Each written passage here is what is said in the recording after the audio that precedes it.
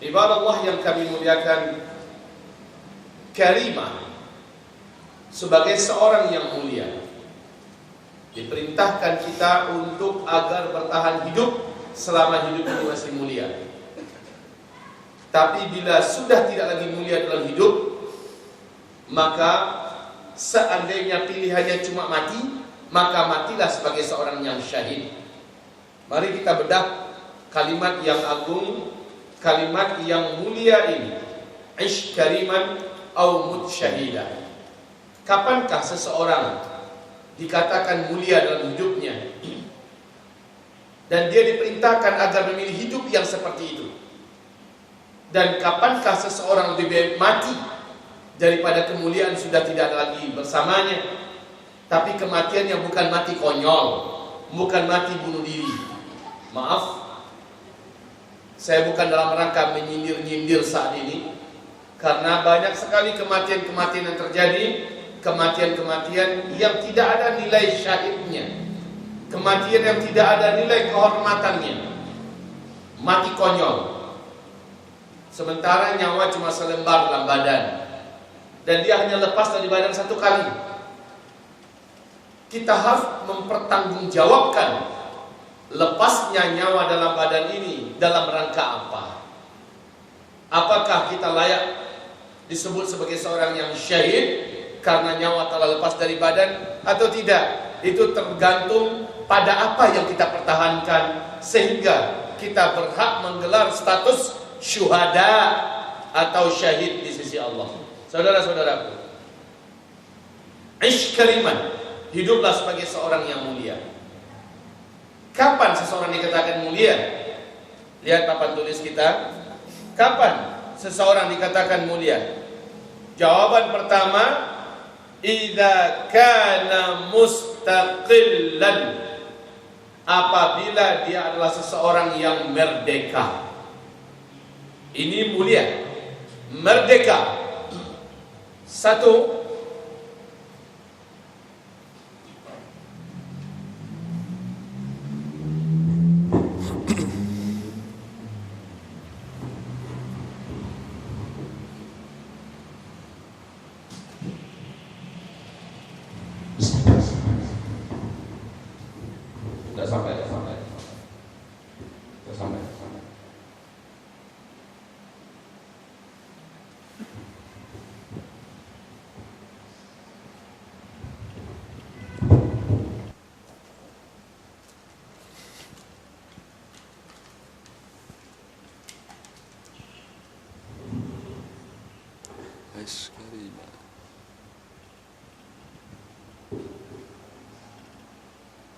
ish kariman au mut syahidah, hiduplah mulia atau matilah sebagai satu orang yang mendapatkan predikat syahid.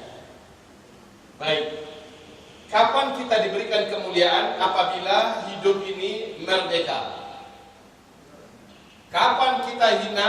Bila hidup ini terjajah. Terjajah lawan daripada merdeka. Baik, ibadah Allah yang kami muliakan, kita uraikan dan kita bedah satu persatu. Merdeka, merdeka dari apa? Satu, merdeka untuk menjadi hamba Allah.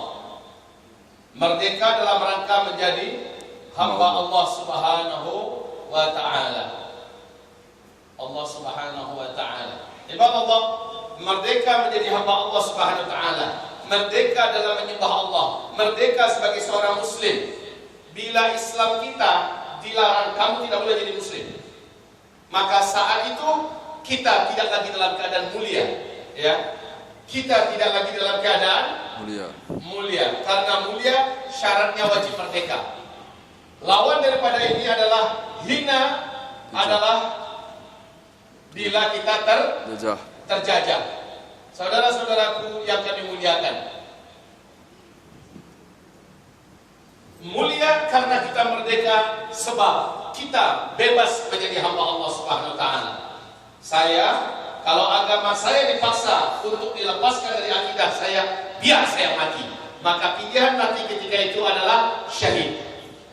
Ini disebut dengan daripada saya tidak bisa menjadi hamba Allah, saya dipaksa menjadi hamba setan, saya dipaksa menjadi hamba hawa nafsu, saya dipaksa menjadi hamba pekerjaan, biar saya tidak punya pekerjaan, biar saya tidak pernah menjadi manusia yang hidup, daripada saya dipaksa menjadi hamba manusia, hamba bos, hamba komandan. Tidak, saya hanyalah hamba Allah Subhanahu wa ta'ala.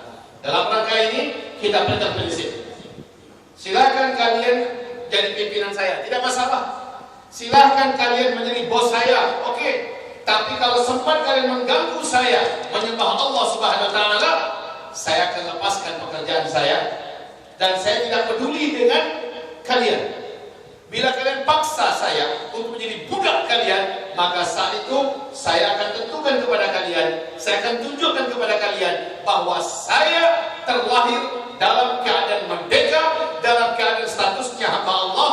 Dan bila untuk mempertahankan kemerdekaan saya harus bertumpah darah dengan kalian, saya siap. Bila saya mati, status saya di mata Allah syuhada, sebagai seorang yang syahid. Ini dia ish kariman au mus syahidan. Hidup mulia sebagai seorang hamba Allah yang merdeka menyembah Allah. Jangan ada yang melarang sholat saya, jangan ada yang melarang jilbab saya, jangan ada yang melarang puasa saya, jangan ada yang melarang saya untuk menjadi seorang muslim kafah. Ketika saya terhalang, maka hidup saya sudah tidak lagi mulia. Jadi begitu Pak, mulianya hidup adalah saat kita masih merdeka menjadi hamba Allah Subhanahu wa ta'ala. Hina kita ketika kita sudah dihalang-halangi untuk menyembah Allah Subhanahu wa ta'ala. Maka saya tidak mau menjadi orang hina, biar saya mati dalam rangka mempertahankan kemuliaan saya. Gitu Pak. Ya, maaf kaum muslimin, banyak orang demi kerjaan rela mati konyol. Demi padusi rela mati konyol. Ya kan? Ya. Allah yang kami muliakan, kami ingatkan hakikat daripada karimah, yaitu menjadi hamba Allah Subhanahu wa ta'ala. Termasuk firman Allah, A'udzu billahi minasy syaithanir rajim. Bismillahirrahmanirrahim. Inna akramakum 'indallahi atqakum. Allah firmankan di sini, seluruh manusia yang paling mulia itu adalah yang paling bertakwa. Itu yang paling mulia. Hiduplah mulia, artinya semakin dia bebas leluasa menunjukkan pengabdiannya kepada Allah, semakin dia mulia. Bila dia sudah ditekan, tak leluasa lagi untuk menunjukkan ketakwaannya kepada Allah, maka ketika itu dia patuh itu, semakin hina dia, semakin mendekat dia kepada kehinaan dan terus kepada kehinaan, sampai-sampai dia tidak bisa lagi menjadi seorang muslim. Bukankah wajib bagi seorang muslim tinggalkan pekerjaan kalau komandannya atau pekerjaan itu sudah menghalanginya sholat, sudah menghalanginya untuk menjalankan agama Allah Subhanahu wa ta'ala? Tinggalkan tanah air itu bila tanah air itu sudah tidak bisa lagi menjalankan syariat, sudah tidak bisa lagi menjalankan ibadah kepada Allah Subhanahu wa ta'ala. Tinggalkan tempat itu. Kalau mati kita di situ, sementara kita tidak bisa menjalankan syariat Allah, apa yang terjadi pada kita, wahai Bapak Ibu? Apa yang terjadi pada kita? Orang ini cepat atau lambat dia pasti mati. Sementara di tempat itu dia tidak bisa menjalankan agama Allah Subhanahu wa ta'ala. Matinya adalah karena zalimi anfusih. Dihitung sebagai orang yang zalim pada dirinya, dan di alam kuburnya dia disiksa sambil menunggu kiamat. Qalu fima kuntum? Qalu kunna mustad'afina fil ardh. Bagaimana dulu kamu di dunia? Ya Allah, hamba dulu tak bisa sholat, hamba dulu tak boleh puasa, hamba dulu tidak boleh mengerjakan agamamu. Ya Allah, karena hamba tinggal di negeri yang orang-orangnya kafir, orang-orangnya benci dan memerangi Islam. Dijawab oleh malaikat, alam takun ardullahi wasi'ah fatuhajiru fiha. Hai fulan, bukankah bumi Allah ini luas? Kenapa kamu tak bersikeras tinggal di tempat yang tidak bisa kamu jalankan ketakwaan kepada Allah, tidak bisa kamu jalankan rububiyah, pengabdian, penyembahan kepada Allah, tidak bisa kamu jalankan Islam? Kenapa kamu mau tinggal di situ? Hanya karena di situ ada pekerjaanmu, karena di situ ada rumahmu, bertahan di situ. Maka orang seperti ini disebutkan dalam lanjutan firman Allah Subhanahu wa taala, ulaika ma'wahum jahannam, mereka itu tempat kembali di neraka jahannam, dan mereka disiksa sebelum masuk neraka jahannam di alam barzakhnya, di pagi hari, di petang hari, di siang hari, di malam hari, karena tetap ngotot tinggal di situ. Itu Pak, jangan sampai kita tidak merdeka untuk menyembah Allah Subhanahu wa taala. Maaf, kalau ada istri, suami berkata, kamu tak boleh sholat, kamu tak boleh pakai jilbab, kamu tak boleh dengarkan majelis ilmu, kamu tidak boleh berpuasa, kamu tidak boleh. Dilarangnya sang wanita ini menjalankan syariat Allah. Kamu harus seperti wanita kebanyakan, kamu harus bersalaman dengan seluruh kaum-kaum laki-laki saya, kamu harus ikut dengan saya dalam hal ekonomi ribawi, kamu harus sudah seperti itu. Sang istri punya pilihan. Katakan padanya, bukan engkau yang menciptakan aku, bukan engkau yang akan menentukan surga nerakaku, tetapi Allah, dan saya tidak akan menyelisih Allah. Bila seandainya terpaksa demi dalam rangka menjalankan penghambaan saya kepada Allah, saya bercerai denganmu wahai suamiku, saya pilih jalan itu. Nah, itu walaupun kita nggak sampai mati, ya Bu ya, walaupun kita nggak sampai mati, tetapi pilihan itu yang harus kita dapatkan. Ambil pilihan itu, karena Allah akan ganti untuk kita insya Allah suami yang lebih baik, suami yang lebih beriman dengan izin Allah Subhanahu wa taala. Kita juga begitu Pak.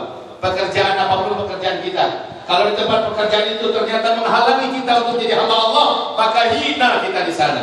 Baik, kita menjadi hina dalam kondisi kita terjajah, dalam artian kita tidak bebas untuk menyembah Allah Subhanahu wa taala. Yang kedua, kemuliaan itu adalah, ini panjang tadi ya, menjadi hamba Allah artinya leluasa untuk menyembah Allah Subhanahu wa taala. Demi ini kita siap mati, mati kita syahid. Iskaliman aumul syahidah. Yang kedua, kapankah kemuliaan itu didapatkan? Apabila kita menjadi merdeka di tanah air sendiri. Di tanah air sendiri. Yang tanah air itu kita bisa menjalankan ubudiyah penyembahan kepada Allah Subhanahu wa taala. Merdeka di tanah air sendiri. Maksudnya apa Pak? Haram seorang muslim membiarkan tanah airnya dijajah oleh orang kafir walau hanya satu jengkal. Ijma' para ulama salaf dan khalaf mengatakan haram bagi seorang muslim membiarkan tanah airnya, di mana di situ dia bisa menjadi hamba Allah Subhanahu wa taala, dia bisa menyembah Allah, dia bisa menjalankan dakwah, menegakkan syariah. Ketika dijajah satu jengkal saja, wajib mengembalikan tanah yang terjajah satu jengkal itu. Maka hidup merdeka di tanah air sendiri adalah kemuliaan. Dijajah oleh orang kafir yang akan merampas tanah air kita, yang akan merampas kekayaan harta tanah air kita, yang akan mengharamkan dan melarang orang-orang pribumi di tanah air itu untuk merdeka, maka hidup di sana adalah hina. Karena hidup mulia itulah merdeka. Dan ini seluruh orang sedunia sepakat ini Pak. Enggak pun kita uraikan, semua orang sepakat. Hidup terjajah di tanah air sendiri adalah kehinaan. Adalah kehinaan. Bila Bapak Ibu, semoga alhamdulillah kita di Indonesia sejak 1945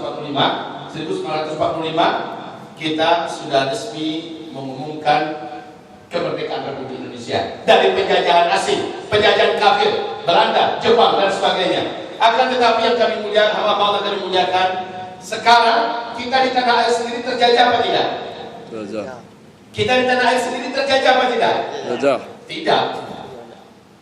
Secara de facto de jure, ya, kita masih dianggap sebagai pemilik tanah air kita sendiri. Karena belum ada orang kafir membawa senjata, membawa pasukan untuk mencampok tanah air kita. Belum, Pak. Sekarang secara eksplisit memang kita terjajah, tetapi secara zahirnya kita belum terjajah. Kita masih bisa untuk memiliki tanah air di tanah air kita sendiri. Belum, alhamdulillah. Tapi apakah seperti ini tidak akan terulang sejarahnya? Mendekati kayaknya. Kalau sempat terjadi Pak, saya tidak rela anak keturunan saya sebagai budak di tanah air ini. Biar saya sebagai martir untuk bisa menjamin tanah air ini tidak pernah jadi milik orang kafir yang datang dari luar sana. Bapak Ibu ada di pihak saya apa tidak? Bapak Ibu setuju seperti ini apa tidak?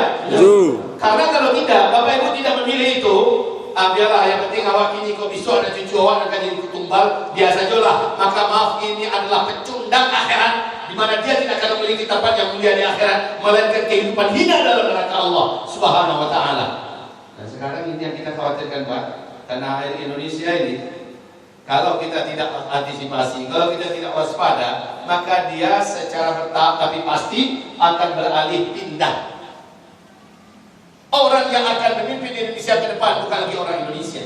Orang yang akan menguasai tanah air Republik Indonesia ke depan dan yang akan tinggal Republik Indonesia ke depan bukan lagi anak-anak kita, bukan lagi kita, tetapi orang-orang asing dengan akidah yang jauh berbeda dengan kita, bahkan mengharamkan agama ini dari Republik Indonesia tercinta. Maka bila itu harus terjadi, tekankan pada diri kita, ish kaliman au mut syahidah. Saya akan pertahankan Indonesia tetap Indonesia. Tanah airku tumpah darahku, aku akan pertahankan dengan sampai tetes darah terakhirku. Bukan berarti kita mati untuk tanah air lalu kita dikatakan sebagai seorang nasionalis. Bukan, karena perintah mempertahankan tanah air itu perintah Allah Subhanahu wa ta'ala.